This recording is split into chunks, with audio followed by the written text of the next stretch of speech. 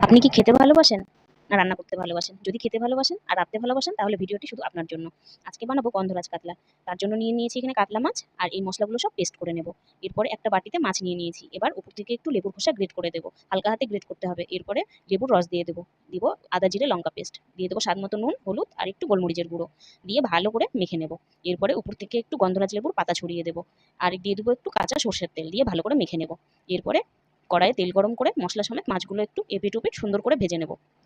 আর এই রান্নায় কিন্তু অবশ্যই গন্ধরাজ লেবু ইউজ করতে হবে, অন্য কোনো লেবু হবে না, পাতি লেবু হবে না। এরপরে ওই যে টক দই আর কাজুর বাটাটা ছড়িয়ে দেবো উপর থেকে, দিয়ে একটু বাটি ধোয়া জলও দিয়ে দেবো। এরপরে স্বাদ মতো নুন, স্বাদ মতো চিনি, চিনিটা দিব একটু টক দইয়ের মিষ্টিটা ব্যালেন্স করার জন্য। এরপরে একটু ঢাকা দিয়ে কিছুক্ষণ ফুটিয়ে নেব। এরপরে গ্যাসের ফ্লেম বন্ধ করে উপর থেকে গন্ধরাজ লেবুর পাতা আর একটু গন্ধরাজ লেবুর রস ছড়িয়ে দেবো। দিলেই কিন্তু ব্যাস রেডি আমাদের গন্ধরাজ কাতলা।